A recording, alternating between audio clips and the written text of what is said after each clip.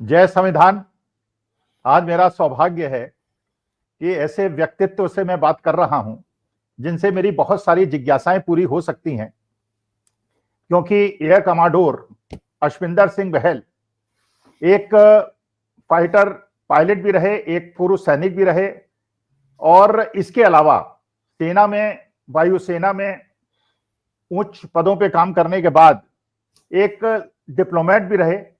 तो उन्हें विदेश नीति का भी गूढ़ ज्ञान है, और इसके बाद उन्होंने शिक्षा के क्षेत्र में भी बहुत काम किया, और एमआईटी यूनिवर्सिटी में वो डायरेक्टर रहे।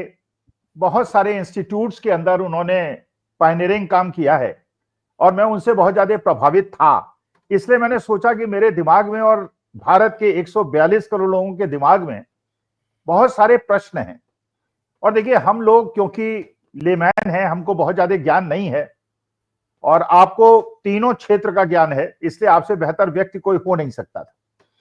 तो पहले तो मैं आपसे जय हिंद कहूंगा, क्योंकि सैनिकों को जय हिंद सुनना ज्यादा अच्छा लगता है। हम तो जय हिंद। जय संविधान और जय भीम इस तरह की, लेकिन जय हिंद। जय हिंद सर। जय भारत।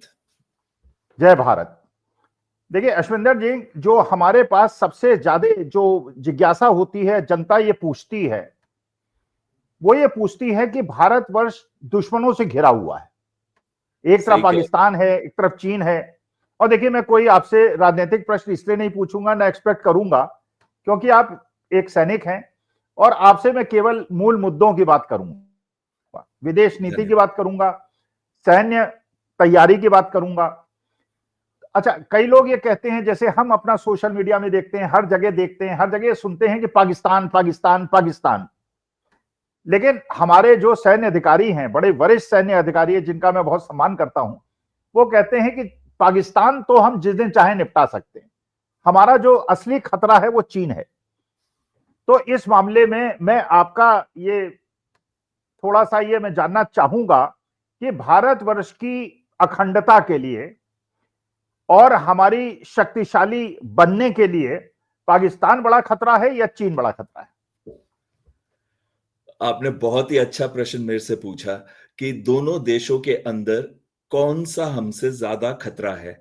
हम हमेशा जब शॉर्ट टर्म थ्रेट की बात करते हैं तो पाकिस्तान का नाम लेते हैं, और जब हम लॉन्ग टर्म थ्रेट की बात करते हैं तो हम चीन का नाम लेते हैं। लेकिन हमें जब थ्रेट को एसेस करना है या एनालाइज करना है, तो हमें तीन चीजों के बारे में ध्यान देना पड़ेगा। इकोनॉमिक कैपेबिलिटी, उनकी आर्थिक क्षमता, मिलिट्री कैपेबिलिटी, उनकी आर्म फोर्सेस की जो क्षमता है वो, और आखिरी है टेक्नोलॉजिकल डेवलपमेंट कैपेबिलिटी, यानी कि आपकी टेक्नोलॉजी कितनी एडवांस्ड है आपके देश के अंदर। तो ये तीन महत्वपूर्ण चीजें हैं। उसके बाद चौथी चीज जो आती है वो डिप्लोमेसी आती है। लेकिन डिप्लोमेसी सभी की अच्छी है या सभी की खराब है, वो तो एक अलग बात है। लेकिन अगर हम जो अनटेंजिबल चीज है वो है डिप्लोमेसी, उसको हटा दें, जो टेंजिबल है, तो हमको इन तीन चीजों पे फोकस करना है। और जब हम इन तीन चीजों को देखते हैं तो चीन एक बहुत बड़ी इकोनॉमी है, दुनिया की सेकंड लार्जेस्ट इकोनॉमी है चीन। लेकिन अगर हम पर कैपिटा में कहें तो शायद लार्जेस्ट इकोनॉमी है विश्व की। और अगर हम पर कैपिटा की बात नहीं, सॉरी,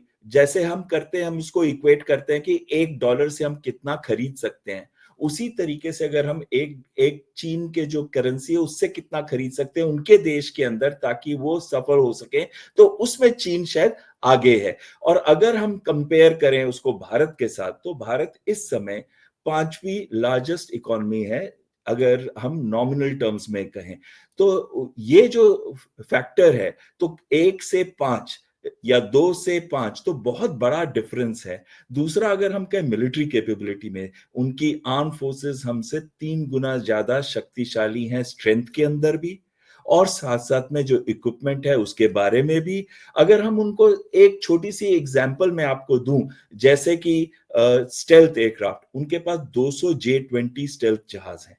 अगर हम उसको कंपेयर करें भारत के साथ, भारत के पास इस समय एक भी स्टेल्थ जहाज नहीं है। एमका का प्रोजेक्ट जो हम शुरू करेंगे, वो पिछले साल 15,000 करोड़ रुपए मार्च 2024 में दिए गए थे, और पहला प्रोडक्शन होगा, मैं प्रोटोटाइप की डेवलपमेंट की बात नहीं कर रहा जो 2027 से 2030 के बीच में किए जाएंगे, लेकिन जो मैं कह रहा हूं प्रोडक्शन ताकि वो इंडियन एयरफोर्स में इंडक्ट कर सके वो 2035 में होगा, जबकि तब तक उनके पास 1000 के करीब सिर्फ J-20 जहाज होंगे।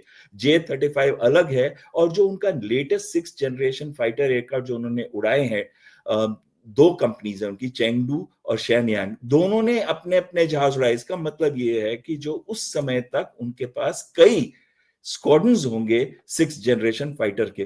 तो जब हम टेक्नोलॉजी डिफरेंशियल की बात करते हैं और जब हम बात करते हैं क्षमता की मिलिट्री की, तो 3 गुना तो आज है, और उस समय कितनी बढ़ जाएगी ये, इसका कोई अंदाजा ही नहीं है। और इसी वजह से कहना कि चीन हमारे लिए शायद मेन थ्रेट हो पाकिस्तान की जगह, पाकिस्तान की इकोनॉमी ट्रबल में है, डोल्ड्रम्स में है, साथ में पाकिस्तान के अंदर और भी बहुत मुश्किलात है, जैसे बलूचिस्तान की सिचुएशन आपसे बेहतर कौन जानता होगा इस समय, और जो टेरर अटैक चल रहे हैं। कहते हैं ना, जब आप एक टेरर के टाइगर पे बैठ जाते हैं तो वो टाइगर एक दिन आपको जरूर खाता है, और वही हाल आज पाकिस्तान का हो रहा है। तो पाकिस्तान मुझे इतनी बड़ी थ्रेट नहीं दिखता लॉन्ग टर्म के अंदर 2035 तक, जितनी बड़ी थ्रेट मुझे नजर आ रहा है चीन। और दूसरा जो हमारे रिलेशनशिप्स हैं चीन के साथ, वो हमेशा हम कहते हैं बहुत अच्छे हैं और अच्छे रहने भी चाहिए, लेकिन साथ में हमको इंटेंशन नहीं देखना जो आज है और जो बदल सकती है आज से 10 साल के बाद। हमें देखना है कैपेबिलिटी क्या है, क्योंकि अगर कल उनकी इंटेंशन बदल जाए, जैसे कि गलवान में हुआ था जून 2020 में, अगर ऐसे ही उनकी इंटेंशन बदल जाए तो क्या हमारी क्षमता उतनी अच्छी होगी कि हम उनको टैकल कर सके और अपने आप को होल्ड कर सके इतनी अच्छी स्ट्रेंथ के सामने। तो मेरे हिसाब से चीन एक बहुत बड़ा खतरा है भारत के लिए 2030 के बाद से। अश्विंदर जी, दूसरी बात जो मुझे लगता है हम मुझको पूछनी चाहिए और जो श्रोता दर्शक हैं वो जानना चाहेंगे, जैसा सैटेलाइट पिक्चर्स दिखाती हैं, जैसा विपक्ष कहता है, जैसे सूचनाएं हमको मिलती रहती हैं कि चीन हमारे यहाँ अतिक्रमण कर रहा है, तो आपने कहा कि बाद में हमसे खतरा होगा, उनसे खतरा होगा, लेकिन जिस प्रकार से जो लद्दाख के मेंबर ऑफ पार्लियामेंट हैं, जो अरुणाचल के मेंबर ऑफ पार्लियामेंट है, जिस प्रकार की सूचनाएं वो देते हैं और जिस प्रकार की सूचनाएं हमको सैन्य अधिकारियों से मिलती हैं और जैसी सूचनाएं हमको सरकार से मिलती हैं, माननीय प्रधानमंत्री से मिलती हैं, उसमें कंट्रडिक्शन है। तो मेरे ख्याल से क्या ये, क्योंकि ये भी कहा जाता है कि न कोई घुसा है, ना आया है, ना गया है, और दूसरी तरफ ये होता है कि हम लोग वार्ता कर रहे हैं और सैटेलाइट पिक्चर्स बताती हैं कि चीन हमारे अंदर घुसा हुआ है। तो मेरे ख्याल से आप क्योंकि डिप्लोमेट भी रहे हैं और एयरफोर्स ऑफिसर भी रहे हैं, अध्यापक भी रहे हैं, तो आपको क्या लगता है कि ये जो डिप्लोमेसी है, क्या ये सही डिप्लोमेसी है या we should call a spade a spade? देखिए, डिप्लोमेसी के अंदर आप कभी भी स्पेड वर्सेस स्पेड वाली बात में आते ही रहिए, क्योंकि जब आप कहते हैं यस तो उसका मतलब होता है मे बी, और जब आप मे बी कहते हैं तो उसका मतलब है नहीं, पर हम बड़े डिप्लोमेटिक टर्म्स में नहीं बोल रहे हैं। और जब हम नहीं कहते हैं इसका मतलब आपसे हम अब लड़ाई के लिए तैयार हैं। तो ये डिप्लोमेसी में पहली चीज सिखाई जाती है। तो अगर मैं ये कहूं कि आपने जो बात अतिक्रमण की और जो आप स्ट्रेटजी बता रहे हैं कि 2 स्टेप आगे लेता है फिर 1 स्टेप पीछे लेता है और उसमें 1 स्टेप तो वो आगे हो ही गया, तो वो वाली जो स्ट्रेटजी की बात कर रहे हैं, या जो आप बात कर रहे हैं कि वो अपने बॉर्डर एरियाज को डेवलप कर रहा है, अपना सप्लाई लाइन को डेवलप कर रहा है, उसने अपनी फोर्सेस को बॉर्डर एरिया पे डिप्लॉय करके रखा हुआ, आज तक डिप्लॉयड है, हम दोनों की फोर्सेस डिप्लॉयड है। तो आप ये कह रहे हैं कि जैसे वो तिब्बत है, उसको ही अपना अरुणाचल प्रदेश को साउथ तिब्बत कहता है, उसने एक बॉर्डर लॉ भी पास कर दिया है। ये सारी बातें जो आप बता रहे हैं और कह रहे हैं ये भी सही है। तो डिप्लोमेसी में कभी भी हम दुश्मन को दुश्मन नहीं बोलते। तो अगर हम कहें कि हमारे उनके साथ अच्छे रिलेशन है, तो इसका ये मतलब है कि अच्छे रिलेशन तो है, लेकिन हम अपनी कैपेबिलिटी को बढ़ाने में हमेशा हमारा जोर रहना चाहिए, ताकि कल अगर उनकी इंटेंशन बदलती है तो वो हमारा फायदा उठा के हमारे देश के अंदर ना आ सके, जैसे कि पहले हो चुका है। नहीं, मेरे प्रश्न के लिए मुझे माफ कीजिएगा, लेकिन अगर जी, मान लीजिए वो हमारे देश के अंदर चौकियां बना रहा है, कब्जा कर रहा है, और हम कहें कि वो हमारे देश के अंदर नहीं घुसा है, इसका मतलब यह है कि आप उसको क्लीन चिट दे रहे हैं, आप ये सर्टिफिकेट दे रहे हैं चीन को कि वो हमारे यहां अतिक्रमण नहीं कर रहा, जबकि वास्तविकता यह है, सारा सैन्य अधिकारी भी कहते हैं कि हाँ, उन्होंने अपने हमारे कुछ चौकियों पे हमारे कुछ ऐसे पॉइंट्स थे जहां हम पहले निगरानी करते थे वो नहीं करने दे रहा है। तो डिप्लोमेसी का देखिए मुझे बहुत ज्यादा ज्ञान तो नहीं है, लेकिन अगर हमारे देश के प्रधानमंत्री, क्योंकि देश के प्रधानमंत्री अगर कोई बात कहते हैं तो उसका महत्व होता है, कोई छोटा अधिकारी कह दे तो समझ में आती है, लेकिन प्रधानमंत्री कह दिया इसका माने फाइनल है वो वर्ड। और अगर प्रधानमंत्री कहते हैं कि हमारे यहाँ कोई नहीं घुसा, इसका मतलब चीन ने कोई अतिक्रमण नहीं किया है। और जब सैन्य अधिकारी कहते हैं तो कहते हैं हाँ, बहुत, आपके एयरफोर्स चीफ ये कहते हैं कि हाँ बहुत बड़ा चीन हमारे लिए खतरा है, हमारी प्रगति में वो बाधक है। तो इसका मतलब ये है, ये कंट्रडिक्शन नहीं होना चाहिए, या तो बिल्कुल साइलेंट रहना चाहिए और जो हमारे डिप्लोमेट्स हैं वो इसके बारे में बोलें, जो हमारे एक्सटर्नल अफेयर्स के मिनिस्टर हैं वो बोलें। लेकिन अगर देश के प्रधानमंत्री कोई बात बोलते हैं, इसका मतलब अब उसके बाद बियॉन्ड डिस्कशन है, इंडिया ने अपना स्टैंड ले लिया है कि चीन ने हमारे यहां अतिक्रमण नहीं किया है। एंड बड़ी बात है, ग्लोबल टाइम्स उसका फायदा उठाएगा, उसको पॉपुलराइज करेगा, कहेगा कि देखिए देश सर्टिफिकेट दे रहा है कि हमने इंडिया के अंदर कोई अतिक्रमण नहीं किया। तो पूरी विश्व शक्ति को, अब मेरे को देखिए बहुत ज्यादा ज्ञान नहीं है, इसीलिए मुझे ऐसा लगता है, एक लेमैन को ये लगता है कि भाई अगर आप ये कहिए कि ठीक है हम लोग प्रयास कर रहे हैं, आपस में बात कर रहे हैं, लेकिन बहुत ज्यादा क्लियर टर्म्स में अगर आप बोल देंगे कि उसने अतिक्रमण नहीं किया, इसका मतलब देश की जनता, फिर देश की जनता को अलग अलग सोर्सेज से इंफॉर्मेशन मिलती है तो वो कंफ्यूज होता है, और कंफ्यूजन देश की जनता के लिए और देश के लिए अच्छा नहीं है। देखिए, आपने बहुत ही इंट्रिकेट क्वेश्चन पूछा है और मुझे पूरा कॉर्नर करने की आपने कोशिश की है, तो मैं इसका दो तरीके से आपको जवाब दूंगा। सबसे पहले कहूंगा कि लाइन ऑफ एक्चुअल कंट्रोल जो है, जो ब्रिटिशर्स के टाइम में ये लाइन बनाई गई थी, तो उसको चाइना ने उस समय एक्सेप्ट नहीं किया। हालांकि वो मीटिंग में जरूर आए थे, तिब्बत में जो मीटिंग हुई थी, और कहीं ना कहीं इंटरप्रिटेशन जो है लाइन ऑफ एक्चुअल कंट्रोल की, चाइना की अलग है, हमारी अलग है। ऑफ कोर्स चाइना का विस्तारवादी हमेशा से एक स्ट्रैटेजी रही है, और वो हमेशा से देखते हैं कि कितनी अपनी टेरिटरी को बढ़ा सके। तो वो अपने इंटरप्रिटेशन के अंदर कहते हैं कि पूरा का पूरा अरुणाचल प्रदेश उनका है, काफी हिस्सा लद्दाख का उनका है, और भी कई चीजें हैं जो उनकी हैं। और उस हिसाब से जैसे उनकी क्षमता बढ़ रही है, वैसे वैसे वो अपनी पेट्रोलिंग को बढ़ाते हैं और अपने अपनी जगह झंडे इधर उधर लगा देते हैं, जिसकी बात आप कर रहे थे अभी। तो लेकिन अगर ये कहें कि एक्चुअली कोई line of actual control properly demarcated थी, तो वो नहीं थी, और वो बात वहां तक सच है कि दोनों की इंटरप्रिटेशन में फर्क है। और दूसरी चीज मैं आपको एक और बताना चाहता था, हालांकि एज अ मिलिट्री ऑफिसर मैं तो वही इंटरप्रिटेशन लूंगा जो कि मेरे देश की इंटरप्रिटेशन है, और मैं उसको वहां से आगे आने नहीं दूंगा। तो ये मेरी इंटरप्रिटेशन है। लेकिन जो डिप्लोमेसी में इंटरप्रिटेशन होती है, तो वो होती है कि क्या उस पर कोई एग्रीमेंट था या कोई लाइन ऑफ एक्चुअल की इंटरप्रिटेशन, दोनों की समानता थी, साइन था, कोई ट्रीटी थी कि नहीं थी। अब हम दूसरी बात पे आते हैं। आजकल आप देखिए ट्रंप के टैरिफ्स की बात हो रही है, और टैरिफ्स में हमने देखा कि कैसे वो भारत को कॉर्नर करने की कोशिश कर रहा है, और कहता है कि ट्रंप साहब कहते हैं कि हमारे बीच में एक बहुत महत्वपूर्ण मुद्दा है, वो है कि अनफेयर टैरिफ्स है, बहुत स्ट्रांग है, और भारत ने 100% से ऊपर कारों के ऊपर इंपोज करेगा। उसने कई जगह पे ऐसी स्टेटमेंट्स दिया, साथ साथ में ये भी कहता है कि भारत हमारा दोस्त है। तो ट्रंप ने जो ये एक हमको कॉर्नर करने की कोशिश की है, और जो हमारे बंदी, जो हमारे रेजिडेंट्स थे जो उधर इलीगली गए थे, उनको बंदियों की तरह वापस भेजा है, तो इससे कहीं ना कहीं हमारे देश को भी एक धक्का लगा है कि एक साइड से तो हम कहते हैं कि अमेरिका हमारा बहुत अच्छा दोस्त है, दूसरी साइड से हर फोरम पे वो बात करता तो इंडिया का एग्जाम्पल लेता है। तो तब मुझे ट्रंप की जो ट्रांजैक्शनल स्ट्रेटजी है कि आप मेरे लिए क्या कर रहे हो, मैं आपके लिए क्या कर रहा हूं, वो बहुत क्लियर हो जाती है।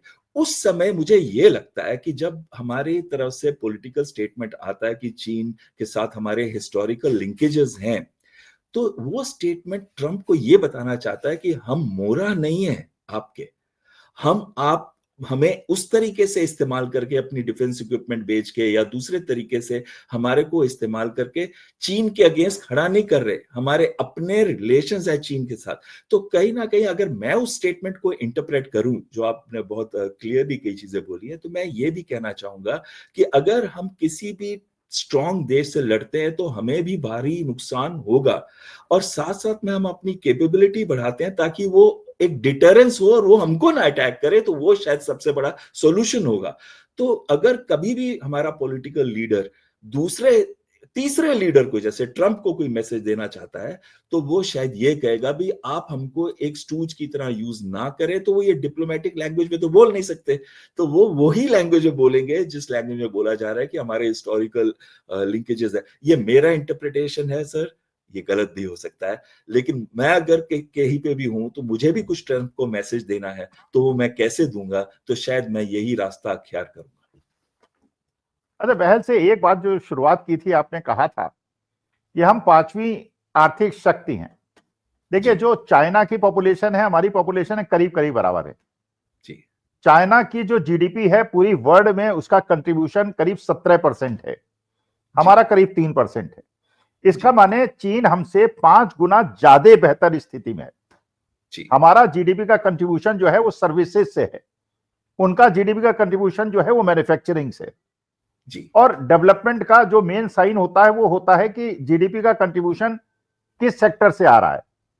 अब प्रश्न ये उठता है, आपने ये भी कहा कि जिसके पास इकोनॉमिक पावर है उसी के पास सैन्य पावर है, वही बार्गेनिंग कर सकता है, हर तरह से वो बार्गेनिंग कर सकता है। चाहे आर्टिफिशियल इंटेलिजेंस का मसला हो, चाहे वो सैटेलाइट्स की वॉर हो, सारी चीजें हो। अब देखिए आप सुनीता विलियम्स को, जो एलन मस्क का एफर्ट था कि उनको वापस ले आई, हमारे देश के अंदर हम लोग शायद ये इमेजिन नहीं कर सकते थे ये संभव होगा, लेकिन साइंस ने वो कर दिया। तो असली मुद्दा ये है कि हमारे देश के अंदर जीडीपी घट रही है, लोन बढ़ रहा है, और चीन का जो एक्सपोर्ट है सब बाधाओं के बावजूद बढ़ रहा है। तो अगर इकोनॉमिक पावर में, ठीक है, we are also growing, everybody is growing, हमारा बेस कम है इसलिए हमारी ग्रोथ ज्यादा दिखती है, जिनका बेस ऊपर है उनकी ग्रोथ कम दिखती है। लेकिन अगर हम अपनी सारा मुद्दा, हमारा जो पूरा फोकस है, अगर उसको इकोनॉमी की तरफ नहीं ले जाएंगे, अपनी इकोनॉमिक पावर को बढ़ाने की तरफ नहीं ले जाएंगे, और ऐसे मुद्दों की तरफ ले जाएंगे जिन मुद्दों का वास्तविकता में देश के लिए कोई महत्व नहीं, किसी की कब्र खोदने से उसका कोई महत्व नहीं है, किसी के पूजा स्थल को तोड़ने से महत्व नहीं है, तो क्या आपको अब पूछना, ये राजनीतिक तो नहीं है, बिल्कुल एक डिप्लोमेट से मैं पूछ रहा हूं कि क्या आपको लगता है कि चीन और अमेरिका और बाकी विश्व तो आगे की तरफ बढ़ रहे हैं और भारत पीछे की तरफ जा रहा है? ऐसा नहीं होना चाहिए। देखिए, बहुत ही अच्छा और बहुत ही इंट्रिकेट क्वेश्चन है। फिर से आपने मुझे कॉर्नर में बांधने की पूरी कोशिश की है, क्योंकि आप एक इंटेलेक्चुअल हैं और बात इंटेलेक्चुअल लेवल पे करते हैं। तो मैं इसका 2 तरीके से आंसर करना चाहूंगा। सबसे पहले ये कहूंगा कि हमारी जीडीपी ग्रोथ रेट जो है 6 से 6.5% या 7% के बीच में रहती है, और ये जो जीडीपी ग्रोथ रेट है इन्फ्लेशन के हिसाब से देखें तो रियल टाइम ग्रोथ रेट जो है वो काफी स्लो है, 2 से 2.5 या 3%, जो कि हम बढ़ा सकते हैं, जरूर बढ़ा सकते हैं। ये बात आपकी सही है कि हम बढ़ा सकते हैं, उसके लिए एवेन्यूज हमको ढूंढने हैं कि कैसे हमको जीडीपी ग्रोथ बढ़ानी है। दूसरा, हमारा एक्सपोर्ट जो है वो उतना अच्छा नहीं है, क्योंकि हमारा डेफिसिट, आपने चीन की बात करी तो मैं चीन का एग्जांपल लेता हूं। चीन के साथ हमारा ट्रेड डेफिसिट पिछले साल $85 बिलियन था, जबकि अमेरिका अब हमारा नंबर 1 ट्रेडिंग पार्टनर बन गया, और उसके साथ हमारा ट्रेड डेफिसिट, हमारा ट्रेड सरप्लस अमेरिका के साथ 45 से 46 बिलियन डॉलर्स है। वो ट्रम्प साहब कह रहे थे 100 बिलियन है, ये उनकी फिगर्स पे हमें नहीं जाना चाहिए। तो 45 से 46 बिलियन डॉलर्स है। तो कहीं ना कहीं जो हमें करना है, चीन क्या करता है, बहुत सस्ते गुड्स, उनकी क्वालिटी इतनी अच्छी नहीं होती, उतने अच्छे लंबे चलते नहीं है। तभी एक जोक है ना कि चीनी वाइफ थी तो बेचारी चल बसी तो कितना चलती वो, तो वो वाला जोक हमेशा कहीं पे भी आप देखते हैं डिप्लोमेसी में सुनाया जाता है। तो ये जो चीप गुड्स हैं वो हम क्यों खरीदते हैं? अगर हम अपने देश में चीनी गुड्स को बहिष्कार ना करें, हम किसी भी कंट्री को बहिष्कार ना करें, लेकिन हम चीप चीनी गुड्स को खरीदना बंद कर दें, तो ये देखिए जो $85 बिलियन का हमारा ट्रेड डेफिसिट है, जो कि एक मेजर ट्रेड डेफिसिट है हमारे पूरे ट्रेड डेफिसिट के अंदर, तो वो कहीं ना कहीं कम हो जाएगा। दूसरा, हमें फोकस करना है कि हम अपनी एक्सपोर्ट को कैसे बढ़ाएं, मैन्युफैक्चरिंग कैपेबिलिटी को कैसे बढ़ाएं, क्योंकि हम अपना जो स्किलिंग है हमारे देश के अंदर, अगर हम स्किल को बढ़ा सके तभी हम अपनी मैन्युफैक्चरिंग कैपेबिलिटी को बढ़ा सके। आपको तो पता ही है कि मैं स्किल या वोकेशनल डायरेक्टर रह चुका हूं इंडिया का, national institute of open schooling में। हमारा बहुत फोकस रहा है स्किलिंग करने में, लेकिन हम उतने कामयाब शायद नहीं हो पाए स्किलिंग के अंदर जो स्किल्स की अब रिक्वायरमेंट है। अब जैसे आर्टिफिशियल इंटेलिजेंस आ रहा है, क्लाउड कंप्यूटिंग आ रही है, या वो वाली टेक्नोलॉजिकल स्किल्स आ रही हैं, तो जॉब्स जो हैं, दूसरे जॉब्स कम हो रहे हैं, लेकिन जो स्किल्ड जॉब्स हैं वो बढ़ रहे हैं। तो हमें ये ढूंढना और उस पर इमीडिएटली स्विच करना कि हमको उस टाइप की स्किल डेवलपमेंट करनी चाहिए, तो वो शायद कहीं हमें फोकस करने की आज जरूरत है। और आखिरी चीज जो मैं इस पे कहना चाहूंगा कि हमें अपने एक्सपोर्ट को बढ़ाने के लिए इंपोर्ट सब्स्टिट्यूशन नहीं करना है, क्योंकि हम हमेशा इंपोर्ट सब्स्टिट्यूशन की सोचते हैं। हमें एक्सपोर्ट बढ़ाने के लिए वो सारी सहूलतें अपने मैन्युफैक्चरर्स को देनी है, जिनकी वजह से वो एक ऐसा गुड प्रोड्यूस कर सकें जो सस्ता भी हो, क्वालिटी में भी अच्छा हो, और जो टेक्नोलॉजिकली बेहतर हो दूसरे गुड से, जैसे चीन की तरफ से जो आते हैं। अच्छा अश्विंदर जी, मैं फिर कॉर्नर करने की कोशिश नहीं कर रहा हूं, लेकिन आपके स्टेटमेंट से थोड़ा कंट्रडिक्शन मुझे मिला। जी जी। आपने कहा कि जो चीन का माल होता है बड़ा इंफीरियर होता है। अच्छा, फिर आपने क्वालिटी ये भी कहा कि हमारा ट्रेड डेफिसिट बढ़ता जा रहा है। जी माने 2014 में जो जी हमारा चीन से इंपोर्ट था वो डबल हो गया है, और जी हमारा जो एक्सपोर्ट था 15% बढ़ा, इसीलिए हमारा ट्रेड डेफिसिट बढ़ रहा है। तो जी। क्या क्या इसका मतलब यह है कि चीन से इंपोर्ट बढ़ा के हम क्वालिटी से कम्प्रोमाइज कर रहे हैं? बिल्कुल आप सही कह रहे हैं, लेकिन खरीद कौन रहा है इसको? छोटे छोटे हम खरीद रिटेलर रहे हैं, खरीद देश रहे हैं। खरीद रहा है, नहीं हम एग्जैक्टली, देश छोटे खरीद रहे छोटे हैं। ट्रेडर्स खरीद रहे हैं। और वो खरीदते क्यों हैं? क्योंकि हम लोग खरीदते हैं, कंज्यूमर चाहता है सस्ता गुड हो। आप एक बल्ब खरीदते हैं, टायर खरीदते हैं, यही चीजें तो हम खरीद रहे हैं। मांझा चाइनीज लेते हैं जो बैंड है, लेकिन वो किसी और नाम से आता है। तो कहीं ना कहीं चाइनीज मांझा से आपकी गर्दन भी कट रही है ना, कई लोग मरते हैं हर साल, लेकिन अभी तक हम उस मांझे को नहीं निकाल सके, क्योंकि कंज्यूमर को रिक्वायरमेंट है। हम चाइनीज टॉयज लेते हैं जो बहुत सस्ते हैं, बल्ब जो है जो चलते भी नहीं है हम वो खरीदते हैं, लेकिन हमको पता है 3-4 महीने निकल गए, चलो ठीक है, हमारे को वो बल्ब की कॉस्ट दिख रही है। लेकिन अगर हम लॉन्ग टाइम देखते हैं, लॉन्ग टर्म में देखते हैं और एक अच्छा प्रोडक्ट लेते हैं, तो वो काफी लंबा चलता है, जिसे हम लाइफ साइकिल कॉस्ट कहते हैं हर चीज के अंदर, चाहे वो जहाज हो या चाहे वो छोटा सा इक्विपमेंट हो। तो हम खरीदते इसलिए हैं क्योंकि हमारा जो लेवल ऑफ कंजम्पशन है उसमें हम एक बेहतर लिविंग स्टैंडर्ड लेना चाहते हैं, तो हम सस्ते गुड की तरफ देखते हैं, ये नहीं देखते कि वो सस्ता गुड कितना लंबा चलेगा। तो इसमें एक अवेयरनेस जनरेट कर, मैं हर चैनल में भी जाता हूं, मेरे अपने कई वीडियोस में, मैं सब जगह हाथ जोड़ के सबसे रिक्वेस्ट करता हूं, चाइनीज गुड्स मत खरीदिए, आप देश का नुकसान कर रहे हैं, अपने ट्रेडर का नुकसान कर रहे हैं, अपने मैन्युफैक्चरर्स जो है जो छोटे लेवल के, वो बेचारे खत्म हो गए, उनका नुकसान कर रहे हैं। क्योंकि आप क्या खरीद रहे हैं? टायर्स खरीद रहे हैं, आप बल्ब्स खरीद रहे हैं, आप टॉयज खरीद रहे हैं, आप वो चीजें खरीद रहे हैं जो हमारे देश में बड़े आसानी से बन सकती हैं। हाँ, थोड़ा सा कॉस्ट ज्यादा होगा उसका। नहीं बहल साहब, मुझे ऐसा लग रहा है बड़ी चतुरता से आपने कंज्यूमर्स को इसके लिए दोषी बता दिया। देखिए, जो अपने आप को। हम लोग झालर नहीं खरीदते, हम लोग जो है दिया जलाते हैं और कुम्हार से खरीद के लाते हैं। जी और हम लोग मतलब देश के लोग इस चीज के लिए जागृत हैं, लेकिन सरकार की ही खरीद इतनी ज्यादा है। अब अडानी अंबानी जो बड़े बड़े पूंजीपति हैं, इन जो ये भी जो इंपोर्ट करते हैं मशीनरी, हैवी मशीनरी जो इंपोर्ट करते हैं, वो चाइना से करते हैं। जी तो हमारे अंदर देशभक्ति की भावना में, क्योंकि हमारे लिए profit and loss is not that important, for us nation is important, लेकिन जो बिजनेसमैन होता है उसके लिए इंपॉर्टेंट होता है प्रॉफिट। और ये भी आपको, जैसा लोग कहते हैं, मेरे पास कोई इसको सिद्ध नहीं कर सकता कि सरदार पटेल की मूर्ति जो हजारों करोड़ में बनी वो चीन में बनी, तो ये कंज्यूमर्स ने तो नहीं खरीदी। ये तो या तो गुजरात सरकार ने खरीदी या भारत सरकार ने खरीदी। तो हम जैसे गरीब कंज्यूमर्स पे अगर बहल साहब बोझा न डाल के, क्योंकि अगर इसका भी एक डाटा मिल जाए हम लोगों को कि हम लोग माझा कितना खरीदते हैं, झालर कितना खरीदते हैं, और अंबानी अडानी कितना हैवी मशीनरी जो पावर इक्विपमेंट्स है वो चाइना से इंपोर्ट करते हैं, तो मेरे ख्याल से थिंग्स विल बी क्लियर। अखिल जी, एक तो है कुछ चीजें हमारे देश में बन नहीं रही हैं, और बड़े थोड़े समय के अंदर अंदर नहीं बन पाएंगी। जैसे अगले 5 साल का अगर हम व्यू ले सकें, उसमें हैवी हैवी इंजीनियरिंग की जो मशीन्स की आप बात करते हैं, बिल्कुल सही है। हमारे देश में अब जैसे आपको चाहे वो टेक्सटाइल से रिलेटेड हो या किसी चीज से भी रिलेटेड हो, तो वो बनती नहीं है, पर वो वन टाइम इन्वेस्टमेंट है। ये नहीं है कि उसको रेपिटेटिवली हमको खरीदना है, आज खरीदा तो उसके बाद दूसरी हमको ये और 3 महीने में या 6 महीने में खरीदनी है। उसी तरीके से फार्मा के जो इंग्रेडिएंट्स हैं, वो इनपुट्स चाइना से हमको काफी सस्ते मिलते हैं ताकि हमारी दवाइयां सस्ती बन सके।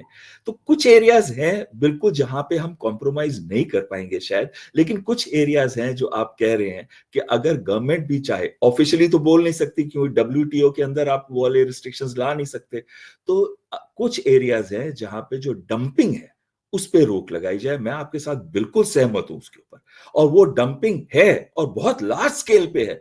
और यही नहीं है, उसको एक मिनिस्ट्री जब दूसरी मिनिस्ट्री को देती है, जैसे कॉमर्स और फाइनेंस को देती है, तो मेरे अपने रिसर्च ने बताया है कि कई बार उसको फाइनेंस मिनिस्ट्री ने एक्सेप्ट नहीं किया उन डंपिंग के ऊपर एंटी डंपिंग ड्यूटीज लगाने का, जबकि वो कर सकते थे। वो काफी भारी संख्या में कॉमर्स मिनिस्ट्री भेजती है या जो इंडस्ट्रीज के साथ एसोसिएटेड है वो भेजते हैं, लेकिन उतने इफेक्टिव एक्शन शायद फाइनेंस मिनिस्ट्री ने नहीं लिए और जो उनको लेने चाहिए। तो मैं इस बात से बिल्कुल सहमत हूं कि एंटी डंपिंग ड्यूटीज बढ़ानी चाहिए हमें। उनके जो चीप गुड जो फ्लड करना चाहते हैं, जो कि मैन्युफैक्चरिंग कॉस्ट से भी नीचे बनते हैं, उनके ऊपर जरूर अंकुश लगाना चाहिए। अच्छा, आखिरी प्रश्न बहल साहब मैं पूछना चाहता हूं। देखिए, हम जी, जैसे लेमैन को एयरफोर्स के लगता बारे है में तो पूछा ही नहीं सर आपने, एयरफोर्स के बारे में तो पूछा ही नहीं जो आज का मुद्दा था। नहीं नहीं, शुरुआत में आपने बताया था एयरफोर्स प्रिपेयर्डनेस के बारे में, आपने बताया कितने फाइटर प्लेट्स उनके पास हैं और ये देखिए, नॉर्मली लोगों को पता है कि भारतवर्ष चीन के मुकाबले बहुत छोटा है और पाकिस्तान के मुकाबले बहुत बड़ा है। वो तो, लेकिन असली जो जनता जानना चाहती है, जो कंफ्यूजन है उनके दिमाग में, देखिए हम लोगों के दिमाग में कंफ्यूजन ये है, पहले चलिए दो विश्व शक्तियां थी, रूस और अमेरिका, बाद में अमेरिका अकेला बन गया, आज के तारीख में एक अमेरिका है, एक चीन है, एक रूस है। और ये भी हमको हमेशा पता चला कि रूस जो है वो हमारा हमेशा से मित्र रहा है। 1971 में भी अगर हमें सब किसी ने समर्थन किया था तो रूस ने किया था, अमेरिका ने हम हाथ खींच लिए थे।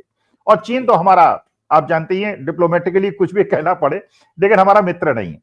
अब मुझे ऐसा लग रहा है कि आज के तारीख में क्या हम कंफ्यूजन की स्थिति में हैं कि हम रूस से दूर होते चले जा रहे हैं और अमेरिका से हम दोस्ती बढ़ाना चाहते हैं, और अमेरिका एलन मस्क के माध्यम से और टैरिफ के माध्यम से हमको धमकियां दे रहा है।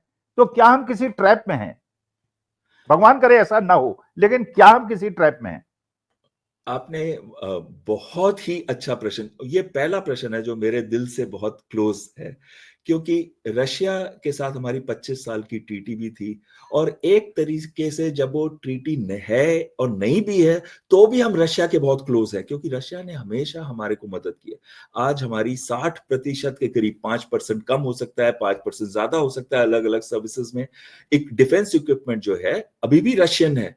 और तीसरी चीज जो अभी भी हमारी परचेजेस हैं डिफेंस की इक्विपमेंट की या चीजों की, और जब हम Su-57 की भी बात कर रहे हैं, शायद को डेवलपमेंट करें या ना करें, तो वो सारी रशिया की ही हैं। लेकिन हमारे को सारे अंडे एक ही बास्केट में नहीं डालने चाहिए, तो ये जरूरी है कि हम उसको डाइवर्सिफाई करें। तो पहले हमने कहा डाइवर्सिफाई किया फ्रांस और ब्रिटेन के साथ, अब हम डाइवर्सिफाई कर रहे हैं अमेरिका के साथ, और वो हम पे प्रेशर भी बनाता है कि आप P8I जहाज खरीदिए, आप F-35 जहाज खरीदिए। और आप ही के चैनल पे आके हमने डिस्कशन किया था और कंपैरिजन किया था F-35 और Su-57 का, जहाज का भी, और क्या प्लस और माइनसेस हैं। तो वो हमको फोर्स कर सकते हैं पर हमसे खरीदवा नहीं सकते। और तीसरी चीज आ जाती है इसी के अंदर, ना हम रशिया से बिगाड़ सकते हैं, क्योंकि अगले 10 से 20 साल तक हमारे पास रशियन इक्विपमेंट है। आपको अगर 1998 में का याद आए तो क्रायोजेनिक इंजन जो वेस्टर्न देशों से आने थे, पश्चिमी देशों से, तो उन्होंने मना कर दिया था जब हमने न्यूक्लियर टेस्ट किया था, तब रशिया ने हमारा साथ दिया था। रशिया ने हमेशा हमारी मुश्किल में साथ दिया, तो उसको तो हम छोड़ नहीं सकते। ऊपर से हम जो मर्जी बोले, अगले 20 साल तक हम रशिया के साथ, हमें उसके साथ अच्छे संबंध बना के रखने पड़ेंगे। और अब तो रशिया यूक्रेन वॉर एक तरीके से खत्म होते जा रहा है। जैसे ही ये वॉर खत्म हो जाएगा, उसके बाद अंकुश हट जाएंगे, प्रतिबंध हट जाएंगे रशिया के ऊपर से, तब हमारे लिए रशिया बहुत महत्वपूर्ण हो जाएगा। और साथ साथ में अमेरिका के साथ, अमेरिका कुछ भी कहो, अगले 20 साल तक वो फिर भी सुपर पावर रहेगा, उसके साथ हम बिगाड़ नहीं सकते। अब ट्रंप के मूड बदल भी जाते हैं तो भी हम उसके साथ ही रहना चाहते हैं। तो कई चीजों पे हमको कंसेशंस देने पड़ेंगे टैरिफ के अंदर, जो हमने बहुत ज्यादा लगा रखे हैं। ऐसा नहीं है कि जो सब कुछ वो बोल रहा है वो झूठ है या गलत है। कई जगह है जहां पे हमको अपने टैरिफ कम करने पड़ेंगे। इसका मतलब ये नहीं कि हम पैनिक करें, डरें। इसका ये मतलब नहीं है कि हम कल ही सारे टैरिफ हटा दें या एकदम जीरो कर दें। एक स्टेजेस के अंदर, और साथ साथ में उतना कम करे जितना हमारी इंडस्ट्री को इमीडिएटली हर्ट ना करे और हमारी इंडस्ट्रीज कॉम्पिटिटिव हो जाए। तो एक प्रॉपर रोड मैप बनाना पड़ेगा, ट्रंप को साथ लेके जाना पड़ेगा। पर साथ में ये भी मैं आपको बता दूं कि ट्रंप ने और 3.5 साल ही रहना है, उसके बाद कौन प्रेसिडेंट बनता है किसी को नहीं मालूम है, और उसकी क्या नीतियां होंगी किसी को मालूम नहीं है। और अमेरिका हमेशा से, अगर हम उसके ऊपर डिपेंडेंट हो जाते हैं, तो अमेरिका ने हमेशा से ब्लैकमेल किया उन देशों को जो उन पे डिपेंडेंट थे। जैसे पाकिस्तान एग्जाम्पल है, टर्की एग्जाम्पल है, दूसरे भी कई एग्जाम्पल्स है उनके। तो हमें किसी के भी ब्लैकमेल में नहीं आना, तो अपने अंडे हमको अलग अलग बास्केट में रखने पड़ेंगे। रशिया के साथ दोस्ती निभानी पड़ेगी, और अमेरिका के साथ दोस्ती डेवलप करनी पड़ेगी, और पश्चिमी देश जो है कनाडा और खासकर यूरोप के साथ हमको अपने रिश्ते बेहतर करने पड़ेंगे। मैं तो यहां तक आपके चैनल से कहता हूं कि हमें पाकिस्तान के साथ भी अपने रिश्ते धीरे धीरे बेहतर करने चाहिए। अच्छा अश्विंदर जी, आपसे प्रेरणा मिली तो एक प्रश्न पूछने की और इच्छा मेरी हो रही है जी। ये फिर डिप्लोमेसी से संबंधित है, क्योंकि हमें बात समझ में नहीं आती। हमें समझ में आती है कि हम दोस्ती बढ़ाने का अमेरिका से प्रयास कर रहे हैं। अमेरिका से जितने भी लोगों को निकाला गया जो अवैध प्रवासी वहां पे थे जी, उसमें किसी भी देश के निवासी को, नेपाल जैसे छोटे से देश के निवासी को भी हथकड़ी और बेड़ियां डाल के नहीं भेजा गया। हमारे देश के, केवल हमारे देश के लोगों को बेड़ियां डाल के भेजा ट्रंप की सरकार ने, और हमारे सिख भाइयों के जिनकी टर्बन उनकी आन बान शान होती है उसको उतरवा लिया। तो मेरे को लगता है कि क्यों ट्रंप, जिनसे हम दोस्ती बढ़ाने का प्रयास कर रहे हैं, क्या इतना ज्यादा गुस्सा हो गया है कि हमें अपमानित करने की स्थिति में पहुंच गया है?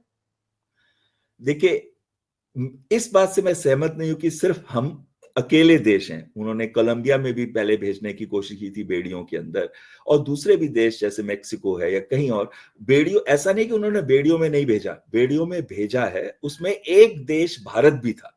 लेकिन मैं आपके साथ बिल्कुल सहमत हूं कि शायद हमारी मिनिस्ट्री ऑफ एक्सटर्नल अफेयर्स को चाहिए था कि उनके साथ डिस्कशन करके अपने जहाज भेजते, जैसे कि कोलंबिया ने किया। एक छोटा सा देश है कोलंबिया, पूरी तरह डिपेंडेंट है अमेरिका के ऊपर।